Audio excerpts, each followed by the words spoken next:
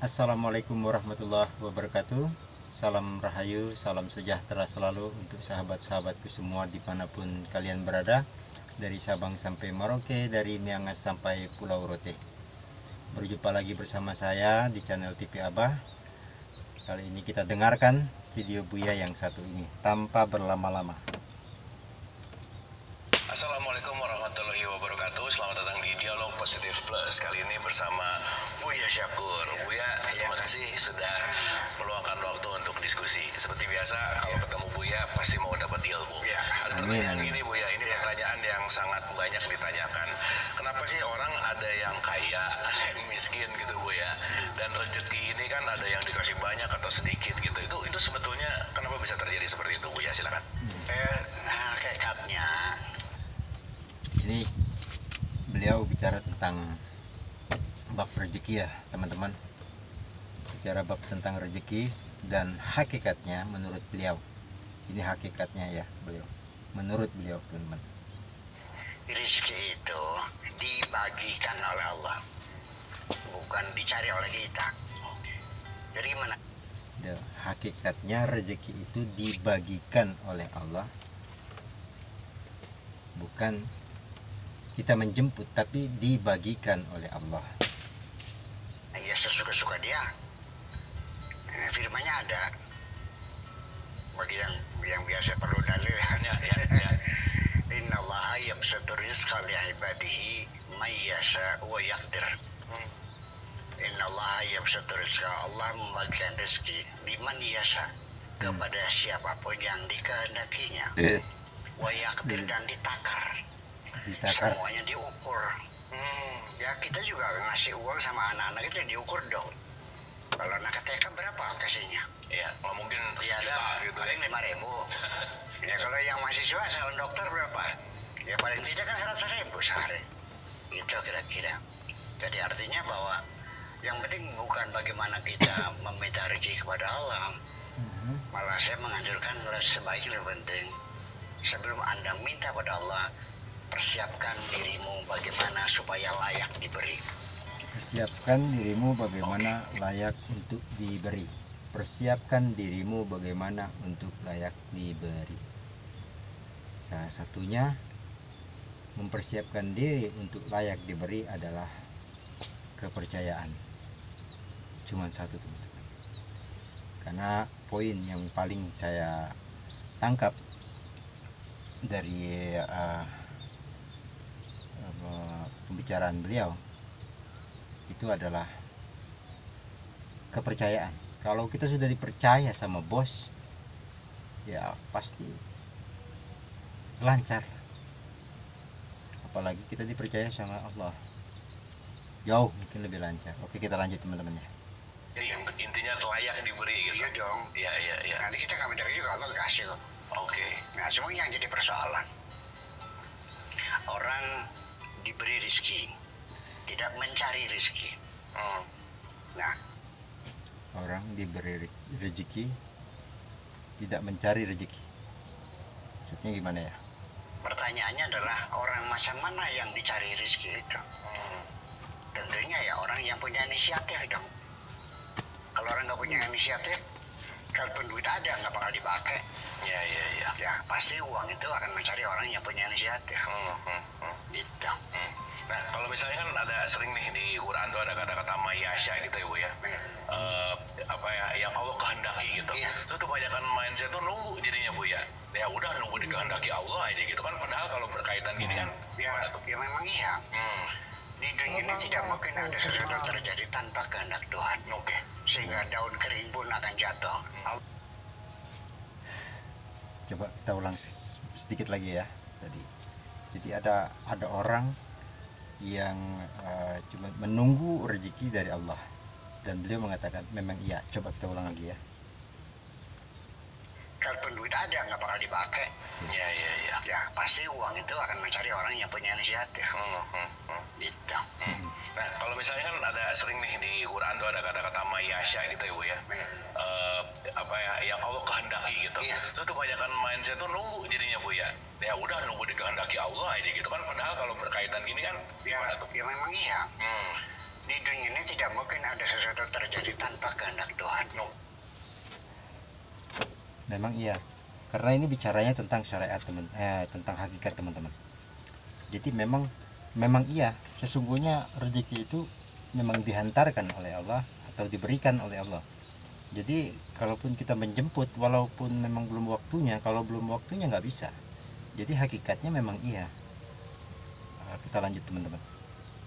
Sehingga daun kering pun akan jatuh. Allah yang menentukan tanggal berapa, hari apa, bulan apa, jam berapa, menit ke berapa. Itu jadi artinya baik semua itu baik framing semuanya itu. Framing. Jadi tidak mungkin dong tanpa framing, ya, tanpa skenario. Ya. Kalau tidak ada skenario, lalu ceritanya seperti apa? Ya. Mungkinkah kita semua itu? Jadi yang saya tangkap dari pemikiran beliau, artinya semua dari mulai kita belum lahir sampai kita sudah lahir, itu sudah mempunyai garis semua teman-teman. Sudah ada garis rezekinya, dan itu semuanya dikehendaki oleh Allah. Itu hakikatnya teman-teman ya. Hakikatnya itu artinya rezeki itu memang sudah diberikan oleh Allah dan sudah ada garisnya oleh Allah. Cuman warna-warni kehidupan ini yang terkadang membuat pola pikir kita rancu, tidak kembali kepada hakikat. Kalau kita kembali kepada hakikat aslinya, mungkin tahun lalu kita dapat uang banyak, rezeki kita lancar, tapi tahun ini rezeki kita benar-benar kosong. Nah, itu pun sudah menjadi garisnya ataupun sudah menjadi guratan Tuhan teman-teman. Jadi kembali yang pada saat kita bilang semuanya itu, kalaupun kita menjemput rezeki, kalau belum waktunya ya nggak bisa. Artinya kita hanya berusaha semaksimal mungkin dan berdoa semaksimal mungkin, selebihnya kita kembalikan kepada Allah. Hanya itu saja teman-teman. Kita lanjut. Beramai-ramai naik panggung, dulu perannya kita milih, ya nggak bisa. Seorang sutradara yang menentukan, kamu jadi serinya, kamu jadi pembantunya, kamu jadi pasar gelapnya, karena gitu. Nah, nanti di penghujungnya siapa yang hebat? Bukan peran yang dimainkan, tapi orang yang bisa berakting dengan baik. Iya, jadi bukan bagaimana kita dapat peran yang sebagai raja. Yang penting bagaimana Anda bisa berperan. Ini teman-teman, ini bahasanya simpel Bu ya, bahasanya sederhana, tapi ya nyelekit ke dalam teman-teman. Dalam arti bukan berarti kita ini sebagai seorang raja di dunia, tapi bagaimana kita memainkan peran itu sendiri.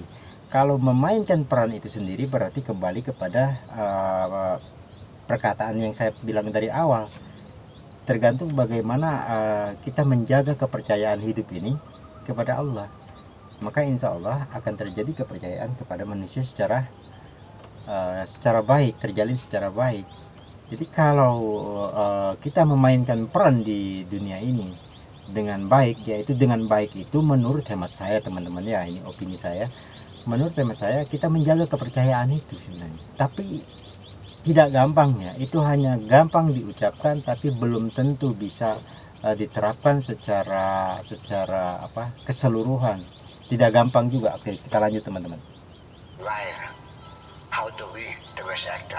Okay. How to be the best actor. Dan Buya, untuk menjadi itu kan perlu latihan lah ya, kalau bahasa sekarang tuh latihan gitu. Apa sih latihan terbaik untuk kita menjadi peran sebaiknya, Buya? Latihan tuh ada mudawamah, ada mulazamah, ada muadhabah, ada macam-macam istilahnya itu.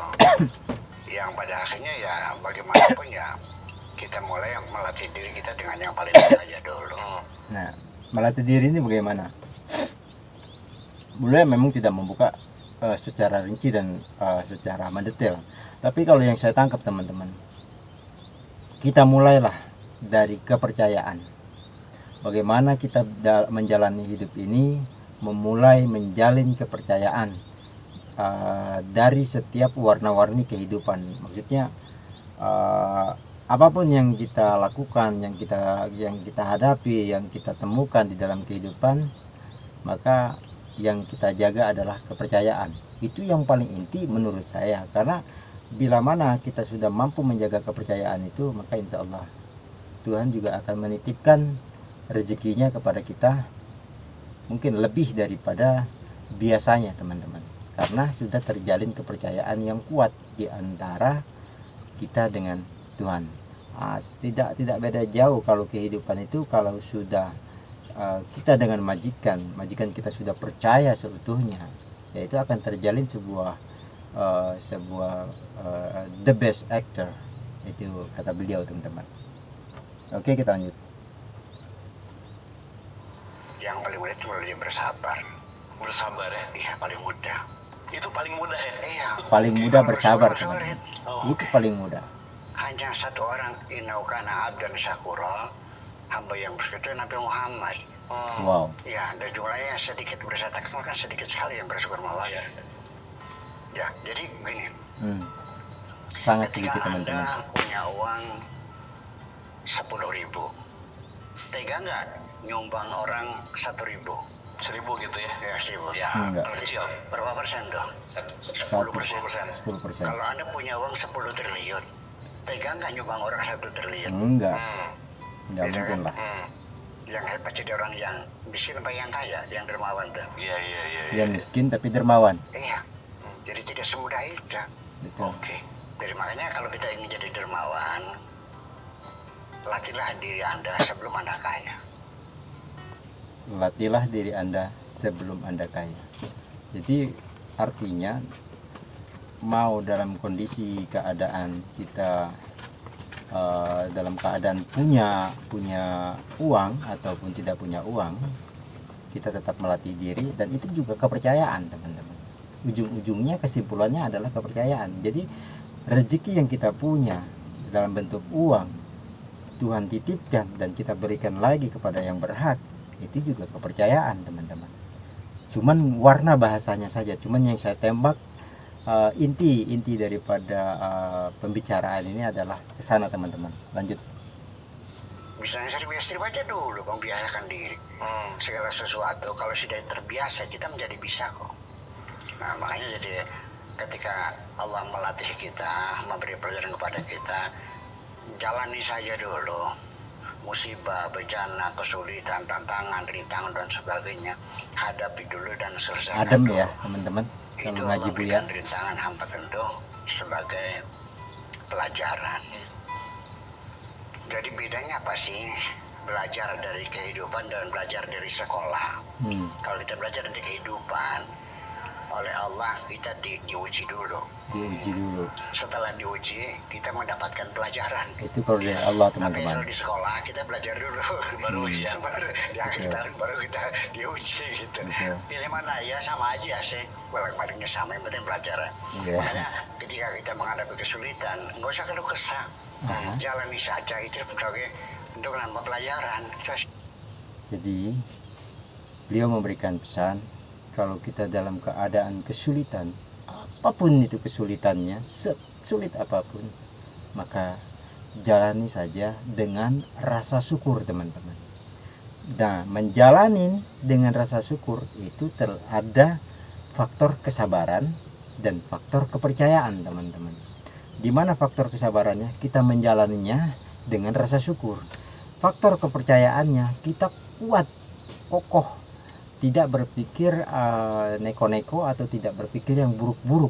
Nah, itu menurut hemat saya teman-teman. Kita lanjut. Dan keberhasilan itu bukan meraih cita-cita, bukan. Tapi yang paling penting adalah memperbaiki setiap kesalahan. Oke.